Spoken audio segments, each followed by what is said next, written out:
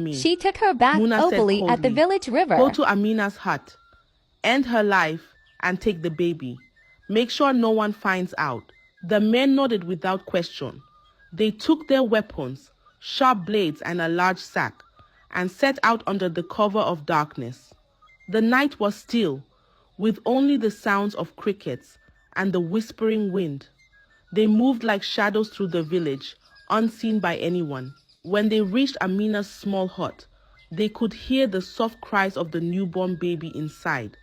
They crept closer, their hands gripping their weapons tightly. But just as they were about to strike, something unexpected happened. Akiti, the strongest of the three men, stepped forward to lead the attack. But as he looked down at the baby, his heart froze. He recognized the child.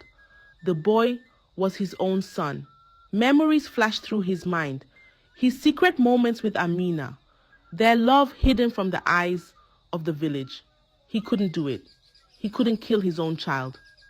No, Akiti whispered, stepping back. The other two men looked at him in confusion. We have to follow orders, one of them hissed, raising his blade. But Akiti, filled with the sudden strength of her father's love, turned on them. In a fierce struggle, he fought off the other two men.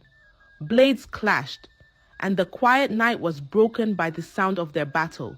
Akiti overpowered them, knocking them to the ground. One of the men lay still, defeated, but the other crawled away, injured, leaving a trail of blood behind him as he fled back to Muna. Breathing heavily, Akiti turned to Amina, who was shaking with fear. We have to leave, he said urgently.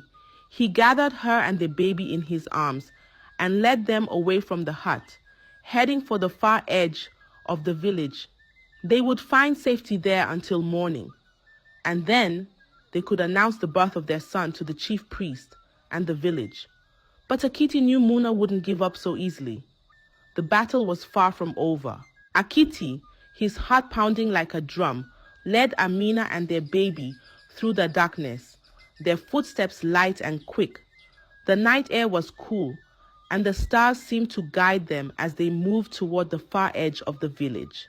Akiti knew they had to hide until morning, when they could return to announce the birth of their son to the village and the chief priest. His plan was to reveal the truth before Muna could act again. Amina, still trembling, held her baby tightly to her chest. What if they find us? She whispered, her voice shaky.